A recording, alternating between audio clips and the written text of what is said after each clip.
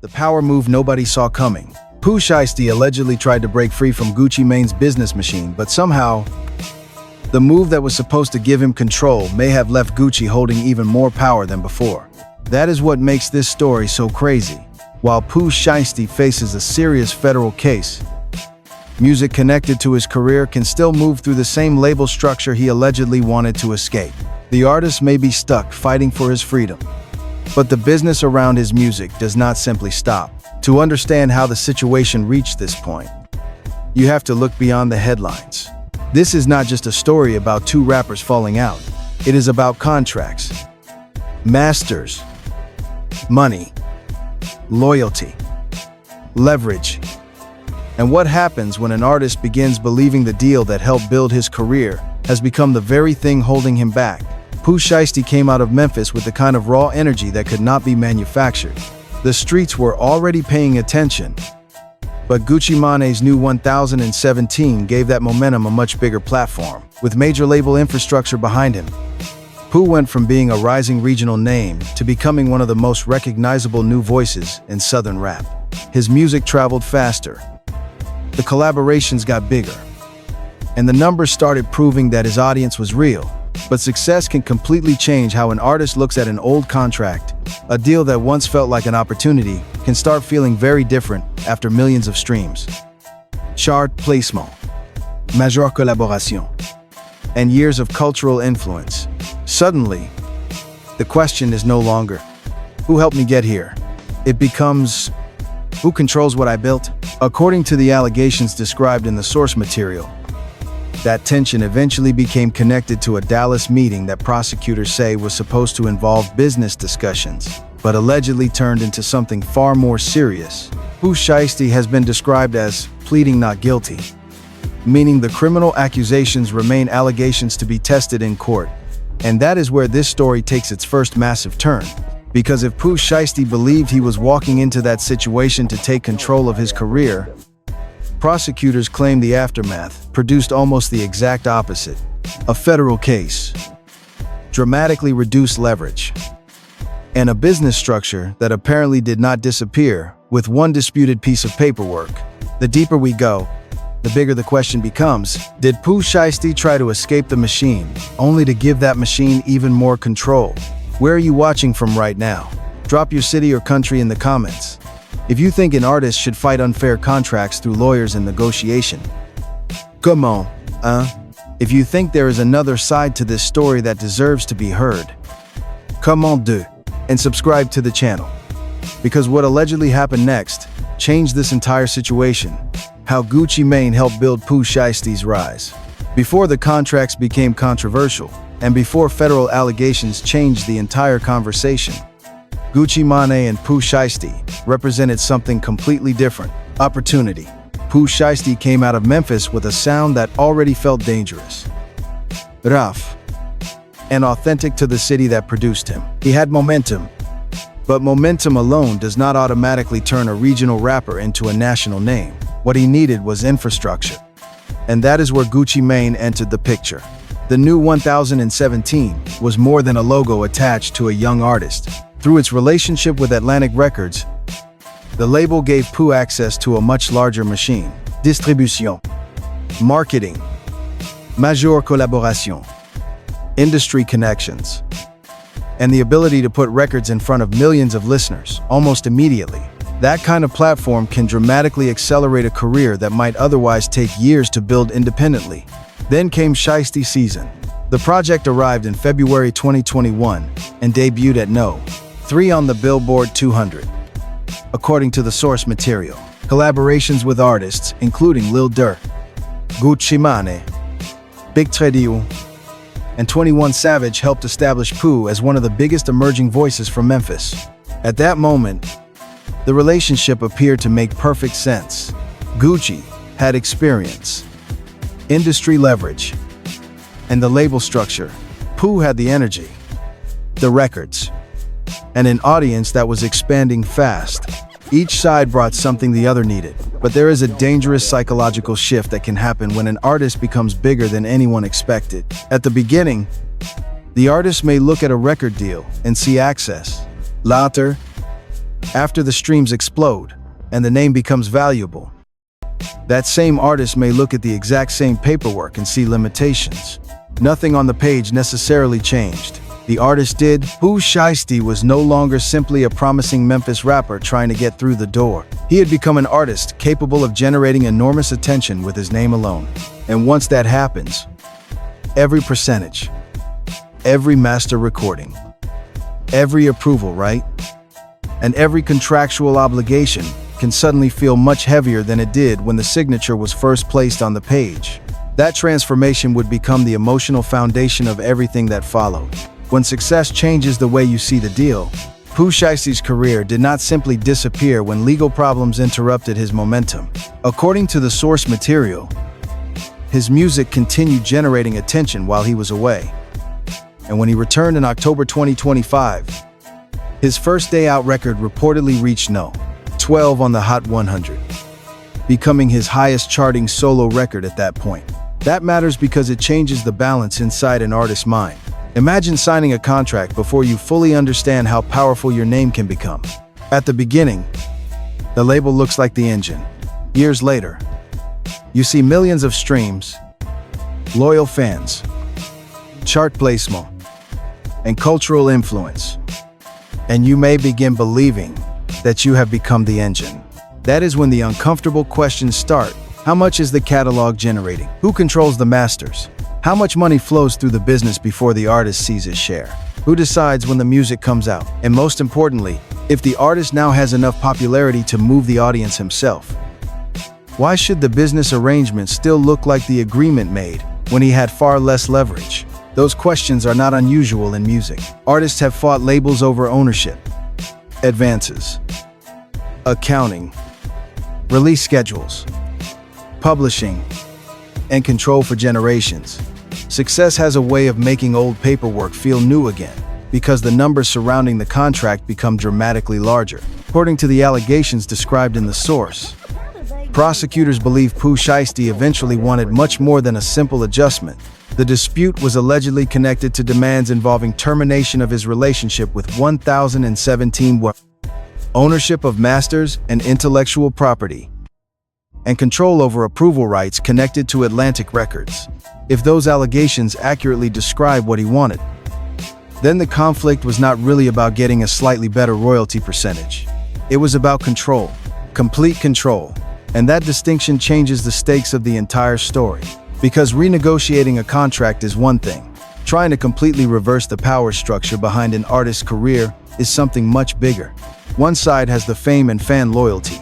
The other side may have contractual rights, corporate relationships, catalog ownership, and lawyers.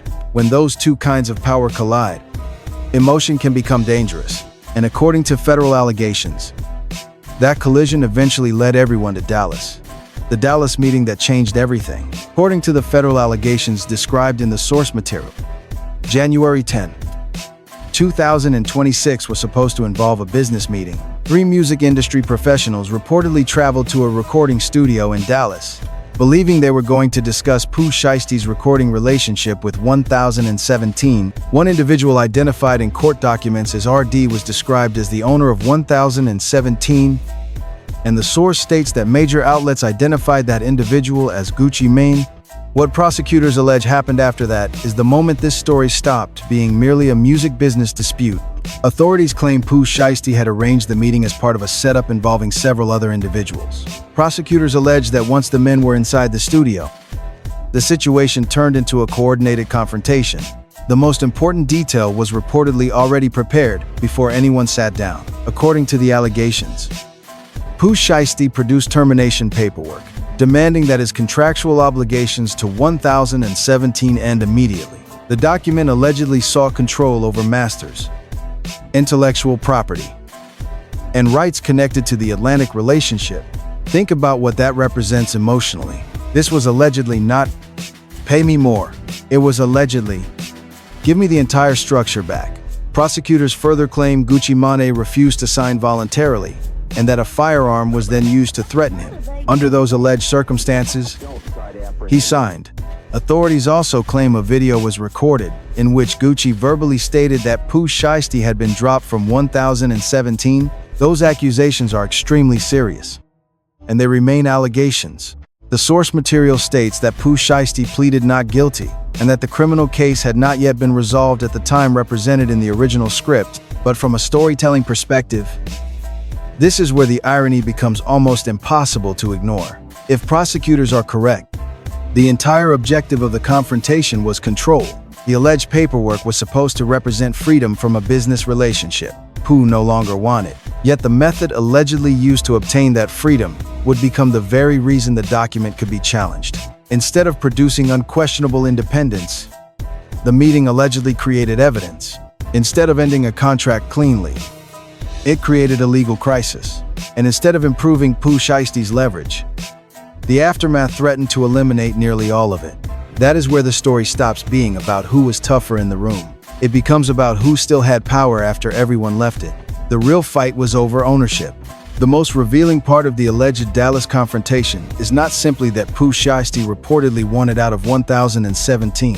It is what prosecutors say he wanted to take with him. According to the source material, the alleged termination paperwork sought immediate release from contractual obligations, ownership of masters and intellectual property, and control over approval rights connected to Atlantic Records. Those demands tell you why this story reaches far beyond personal drama. Masters are the actual sound recordings. Whoever controls those rights can have enormous influence over how recordings are licensed, distributed, monetized, and commercially exploited under the terms of the relevant agreements. For a successful artist, a catalog can become one of the most valuable assets connected to an entire career.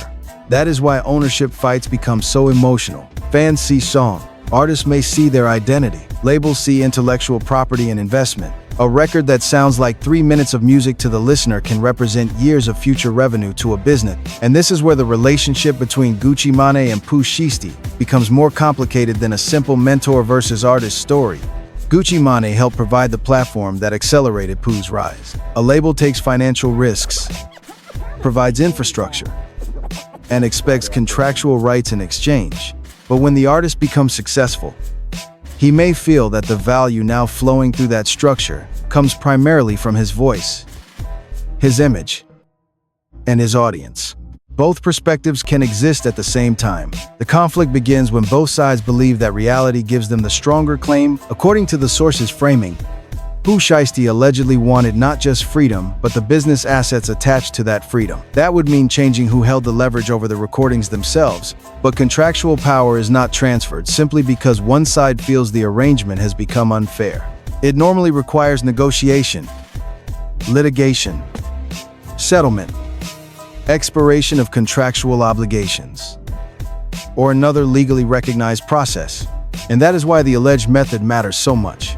If a signature was obtained through coercion, then the question is no longer only what the document says. The question becomes whether the document can legally accomplish anything at all. That single issue would eventually turn the entire power struggle upside down. When music drama becomes a federal case, after the Dallas incident, the story moved into territory where social media arguments and rap industry reputation suddenly mattered far less than evidence. According to the source material, federal investigators allegedly had several forms of information available to reconstruct what happened. The script describes electronic monitoring data, placing Pooh Shiesty at the Dallas studio, license plate information, allegedly tracking vehicles traveling from Memphis, rental records connected to one of the vehicles, witness statements, and social media posts allegedly showing stolen property. That is what makes federal cases different from internet speculation. Online, people can argue over loyalty, street codes, rumors, and who should have done what. Inside a courtroom, prosecutors try to build timelines. Where were the defendants? Who traveled together? Who communicated with whom? What was recorded? What physical evidence exists? What do the witnesses say? The source states that 9 defendants were eventually arrested and that federal kidnapping charges were filed in the Northern District of Texas.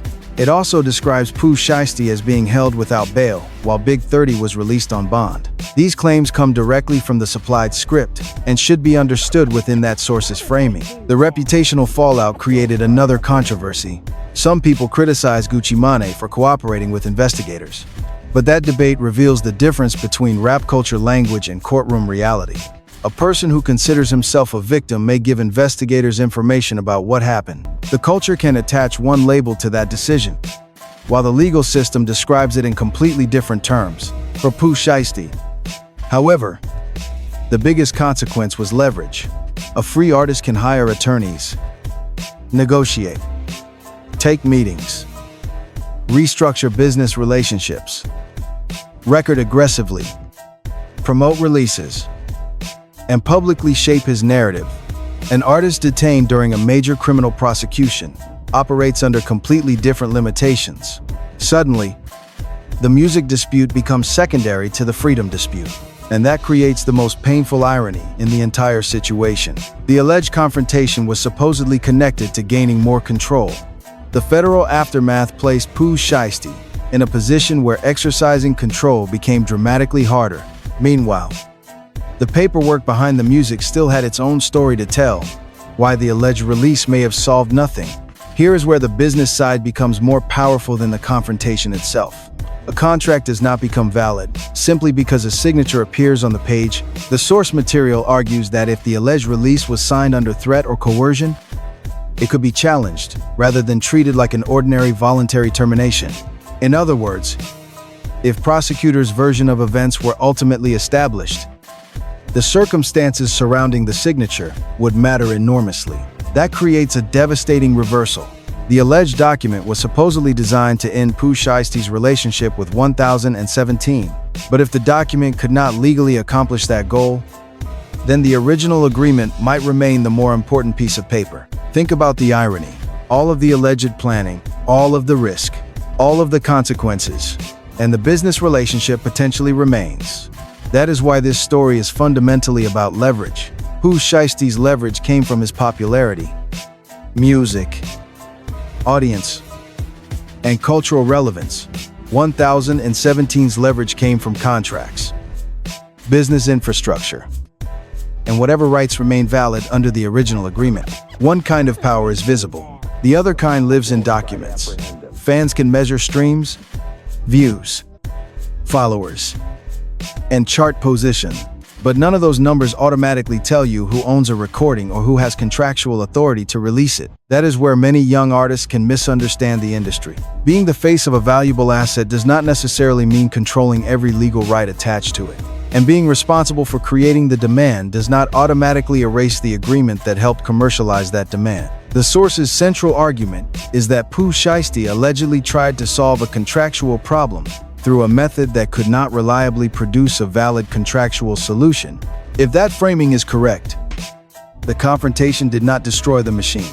It potentially protected the machine from being dismantled through that disputed document. And then something happened that made the irony impossible to ignore. New Pooh Shiesty music appeared while his legal situation remained unresolved. That raised the question everybody wanted answered. If the artist wanted out, how was the label still able to move? Who really gets the money? When fans hear that an album generates millions of streams, there is a natural assumption that the artist must be receiving enormous checks. The business is much more complicated. The source material spends significant time explaining the difference between headline revenue and what an artist may actually receive. Streaming services, distribution arrangement, production expenses, producer participation, advances, recoupment, and contractual royalty percentages can all affect how money ultimately flows. This is why a successful album does not automatically mean the artist personally receives the majority of the money associated with it. An advance, for example, is generally not simply free cash. Depending on the contract, it can be recouped against the artist's royalty account before certain royalty payments reach the artist. Then there are the masters. If a label controls master recordings under a valid agreement, the label side can continue benefiting from exploitation of those recordings. According to the contract, even when the artist is personally unhappy with the relationship. That is the economic heart of this story. Pooh Shiesty's voice creates the demand. Fans press play because they want Pooh Shiesty. But the money generated by those plays can move through a chain of companies, contractual rights, expenses, and percentages before reaching the artist. And without access to the real contracts and accounting statements, nobody outside the parties involved can responsibly claim to know exactly how much Gucci Mane, Atlantic, or Pooh Shiesty personally receives from a specific project. That uncertainty is important. The drama becomes weaker, not stronger. When people invent numbers, the more compelling truth is structural. An artist can have enormous cultural power while still operating within agreements that place significant commercial control elsewhere. That is precisely why fights over masters have become some of the loudest fights in modern music. A hit can last 3 months. A valuable catalog can produce income for decades. So when prosecutors allege that Pooh Shiesty wanted ownership and control of the music attached to his career, the motivation becomes easier to understand, even if the alleged method cannot be justified. He was not simply fighting about one check. He was allegedly fighting about who would control the value of his career tomorrow. And while that battle continued, the machine kept moving today. The artist is frozen, but the machine keeps moving. This is where every earlier chapter crashes into one final contradiction. According to the source material, All Eyes on Shiesty was released on August 7, 2026 through 1017. Global Music and Atlantic Recording Corporation. While Pooh Shiesty remained caught in the federal case described throughout the script, that release creates the perfect symbol for the entire story. The artist's personal situation can stop. The catalog does not necessarily stop. Streaming platforms do not care whether the artist is in a boardroom negotiating a new deal or dealing with a courtroom crisis. If authorized music is available, listeners can continue pressing play, and every play becomes part of an economic system built long before the current conflict. That is why the phrase control means something different depending on where you stand. Pooh Shiesty can control his voice when he records. Fans control whether they listen. But contractual rights may determine who can distribute recordings, monetize them, approve releases, and participate in revenue. Those layers of control can exist simultaneously. According to the source's framing, Pooh Shiesty allegedly entered the Dallas situation, seeking the strongest possible version of independence. Released from 1017. Ownership of masters. And increased authority over his relationship with Atlantic. Yet the aftermath described in the script left him facing a federal prosecution, while music connected to his catalog continued moving through the same business ecosystem. That is the twist that gives this story its power. It is not simply Gucci Mane versus Pooh Shiesty. It is celebrity power versus contractual power, emotion versus paperwork, immediate action versus long-term strategy. And the lesson is bigger than either rapper. Young artists often spend years dreaming about getting signed. Once success arrives, some of them spend years trying to understand exactly what they signed away. The smartest moment to learn about masters, recoupment, royalties, options, and approval rights is not after the hit record. It is before the signature, because when millions of dollars and years of catalog value are involved, frustration can make a person believe that the fastest solution is the strongest solution. It usually is not. The real power is understanding the contract before the contract has the power to define you. And in the final chapter, the question becomes bigger than what Gucci Mane or Pooh Shiesty allegedly did. It becomes what every artist watching this story should learn before making the same kind of mistake. The real lesson behind Gucci Mane versus Pooh Shiesty. The biggest lesson in this entire story is not about who looked tougher, who had more street credibility, or who controlled the headlines. It is about leverage, and the fact that real leverage is usually built through contracts, ownership, information, patience, and strategy long before a crisis explodes in public. According to the source material, Pooh Shiesty allegedly wanted freedom from a deal he believed no longer reflected his value. That frustration is easy to understand. Artists can outgrow the circumstances they signed under. A young rapper may accept terms because the opportunity is life-changing. Then years later realize that the same agreement controls masters, release decisions, royalties, and business relationships worth far more than anyone imagined at the beginning. But understanding the frustration does not mean endorsing the alleged response. If an artist believes a contract is unfair, the strongest path is still the legal one. Experienced entertainment attorneys, transparent accounting, negotiation, mediation, litigation when necessary, and long-term planning. Violence or intimidation does not create real ownership. It creates new risks, new enemies, and potentially consequences that are much harder to escape than the contract itself. That is where strategy matters.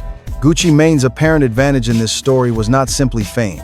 It was structure, a business entity, contractual rights, major label relationships, legal representation, and the ability to let institutions handle the dispute can be far more powerful than an emotional reaction in the moment. For younger artists watching this, the lesson should be clear. Do not wait until success arrives to understand the paperwork. Learn what masters are. Learn what recoupment means. Understand royalty calculations, option, publishing, approval rights, and termination clauses before signing anything that can control years of your career. And for labels, there is another lesson too. Artists are not just catalog assets. Communication, transparency, and respect matter. When an artist begins feeling trapped, ignored, or disconnected from the economics of his own success, resentment can grow fast. Healthy business relationships require both sides to understand not just the contract, but the human being behind it. At the end of the day, peace, disciplina, and smart legal strategy protect careers better than impulsive decisions ever will. Music should create opportunity, not destroy lives. If you think artists should fight for ownership through lawyers, negotiation, and business strategy, come on, If you believe labels also need to become more transparent and fair with successful artists, come on, dude. And if you want more deep breakdowns of the biggest stories in hip-hop, like this video, share it, subscribe to the channel, and turn on notifications so you do not miss the next story.